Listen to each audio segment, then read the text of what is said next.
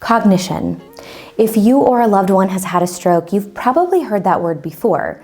But what exactly is it? How is it impacted after a stroke? And what can you do to improve it? Let's get into it. What is cognition? So before we dive in, I want to take just a moment to mention that almost 73% of people who watch our videos aren't subscribed.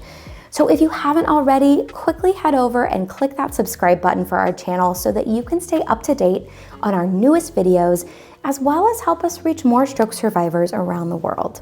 Now let's get back to cognition. Some people only associate the term cognition with memory, but in reality, it's much more than that. Any mental processes that we use to learn, obtain, or retain information is cognition.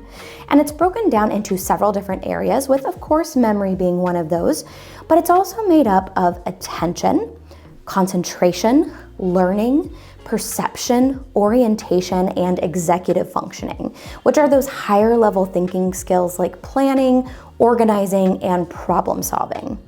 And there's also a term called functional cognition, which is how all of those aspects of cognition impact the way that someone is able to function or do their daily activities.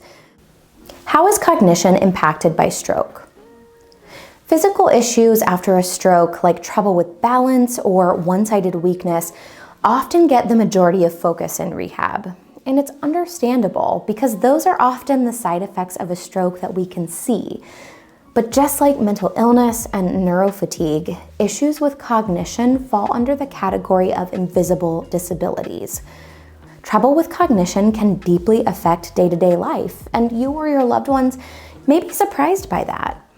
For example, if someone has difficulty with attention, concentration, memory, it can be difficult to keep up with a conversation, to make a simple meal, remember to take the dogs out to go to the bathroom, or recall the time and day of doctor's appointments. And if someone is having trouble with executive functioning, it may be hard for them to plan their day, to complete work tasks that were once somewhat simple, or create a shopping list.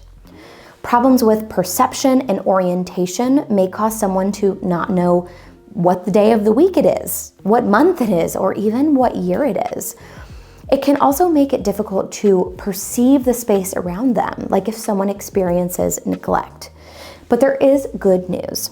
There are effective strategies that you can use to improve these issues and also make day-to-day life a bit easier and safer. How can I improve cognition?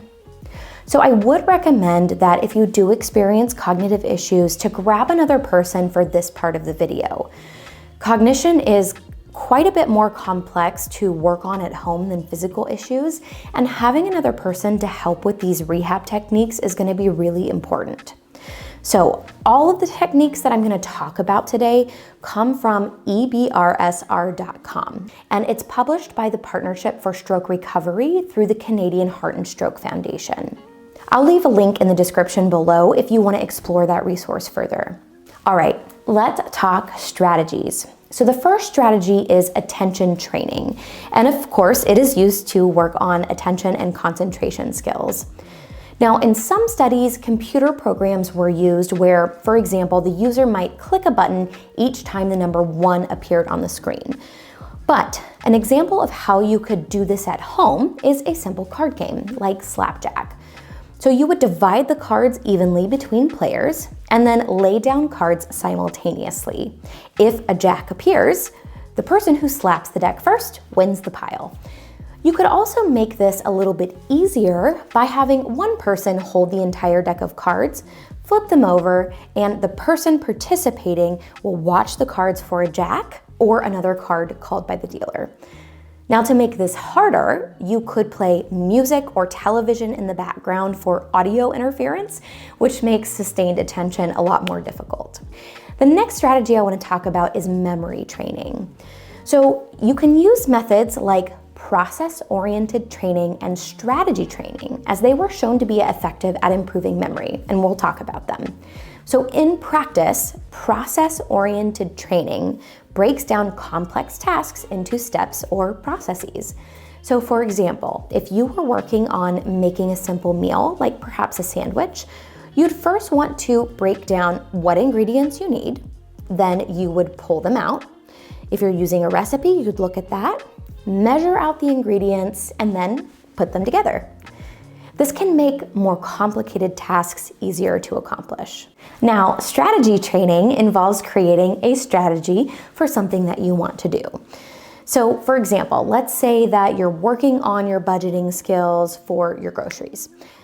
You might strategize to look at how much money you have in your account and then how much you can afford to spend on your grocery bills this week. Then what you might do is add up the items as you put them in your cart at the store. The next strategy is mental imagery or mental practice.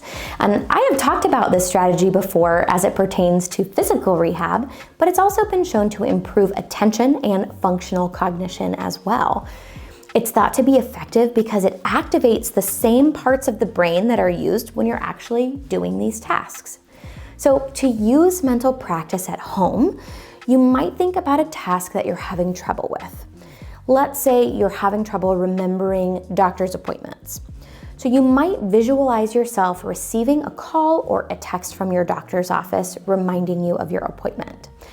Then you would visualize yourself either writing down the appointment on a calendar or perhaps digitally adding it to a calendar app on your phone.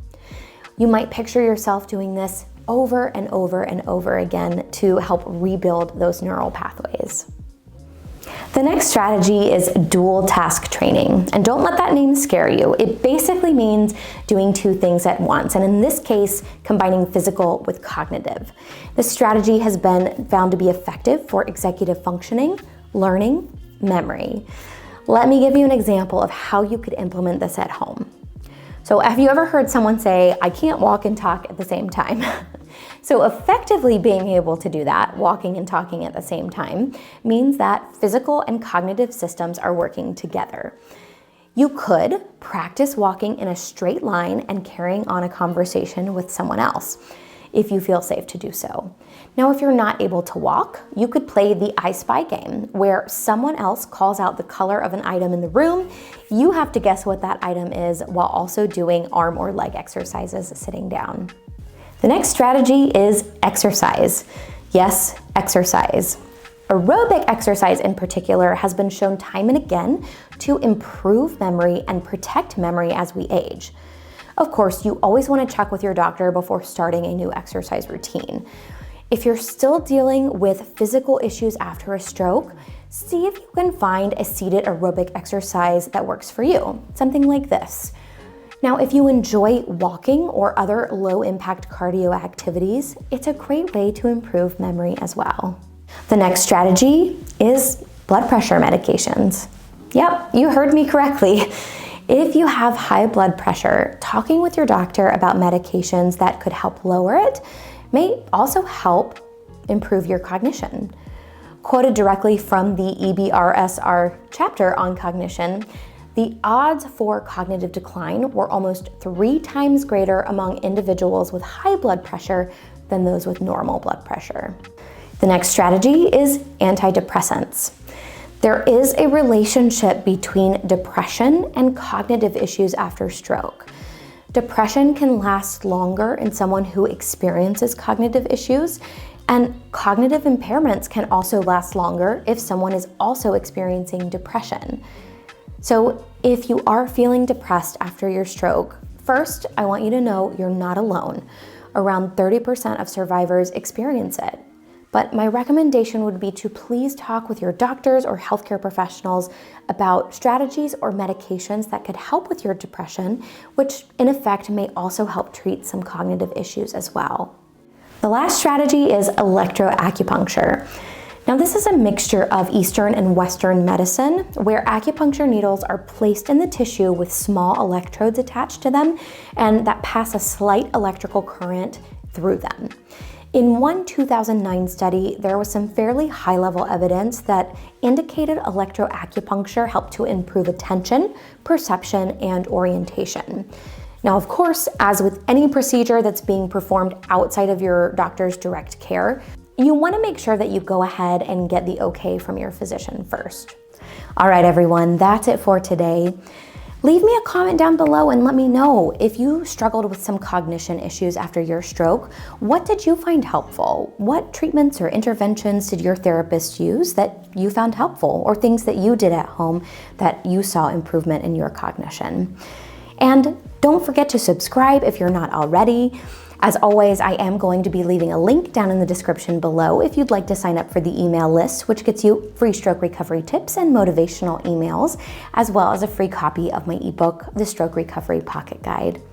And if you find value in what we do here at Post Stroke, please consider donating, either by giving us a super thanks by clicking the button in the YouTube bar below, by giving us a one-time donation via PayPal, or by becoming a Patreon member, where in exchange for a monthly donation, you get access to cool perks like social media shoutouts, behind-the-scenes footage, monthly Q&A videos, and YouTube shoutouts, of which I have one today.